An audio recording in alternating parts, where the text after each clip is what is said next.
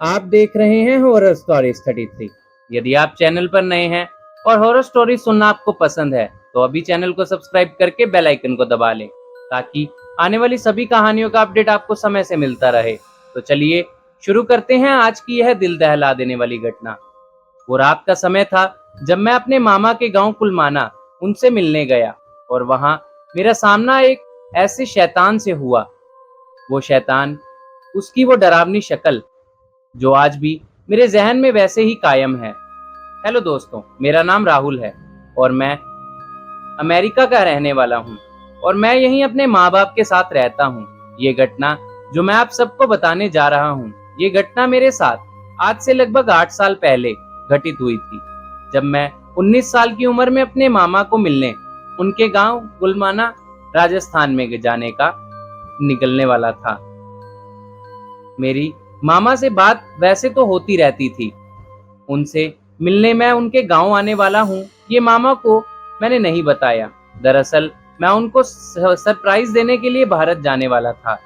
मैं एयरपोर्ट गया, वहां जाकर मैंने भारत की टिकट करवा के मैं अपने सामान लेकर निकल पड़ा और सीधा राजस्थान के जयपुर एयरपोर्ट पर उतर गया। वहां से मैंने सोचा कि कुछ देर यहीं जयपुर में एक किराए पर कमरा लेकर रुक जाता हूँ और थोड़ा आराम करके मामा से मिलने जाऊंगा। मैंने एयरपोर्ट के पास एक होटल में कमरा ले लिया और रुक गया। कुछ 3-4 घंटे सोने के बाद मैं उठा और होटल के रिसेप्शन पर आकर चेकआउट करने लगा। तभी वहां के मैनेजर ने मुझसे पूछा मैं कहाँ जाने वाला हूँ। तो मैंने उनको मामा के गांव का बताया कि सरप्राइज देने जा रहा हूँ और पहली बार मैं भारत आया हूँ।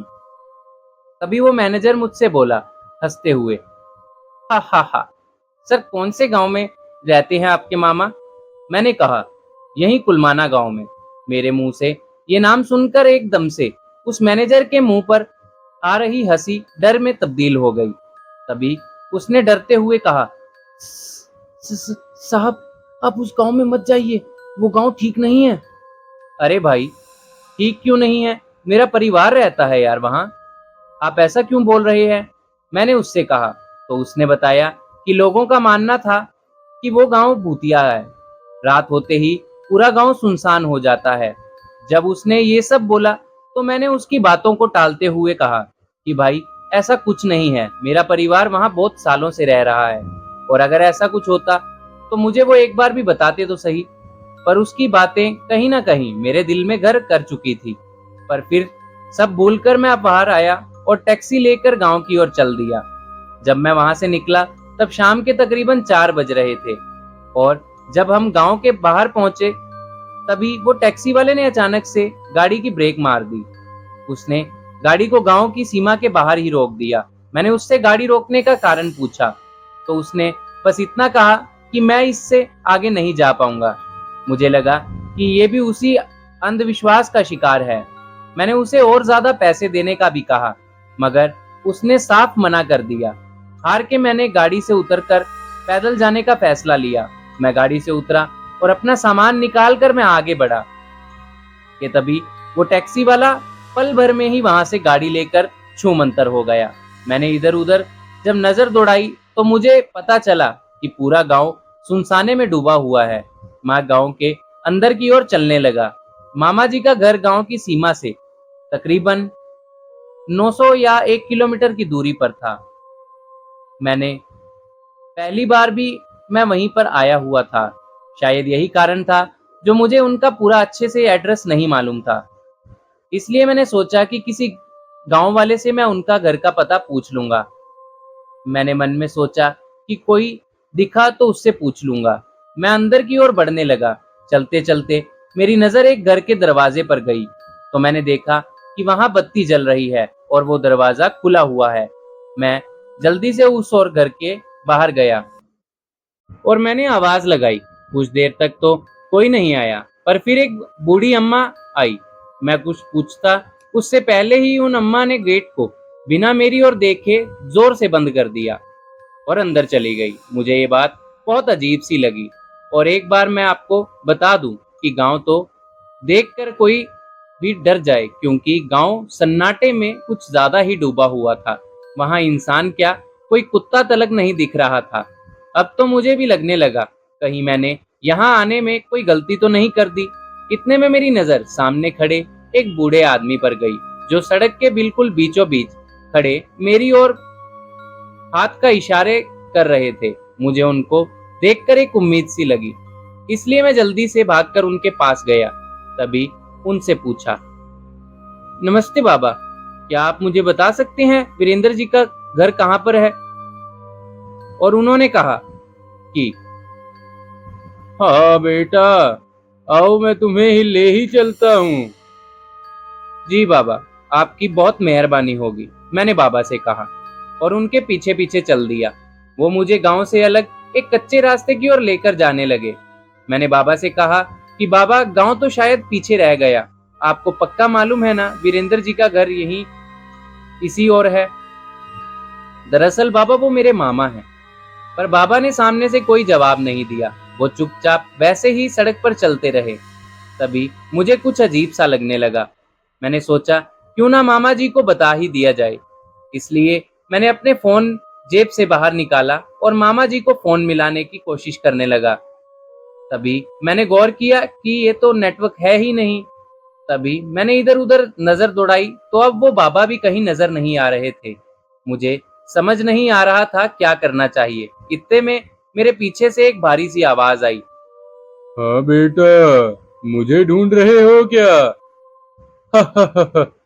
मैंने गौर किया कि ये आवाज कहाँ से आई, तो मैंने पीछे की ओर देखा और फिर मैंने जो देखा वो देखकर तो मेरी आंखें फटी की फटी रह गई। मैंने देखा कि उसी बूढ़े बाबा की शक्ल अब बदली हुई है और वो हवा में तैर रहे थे।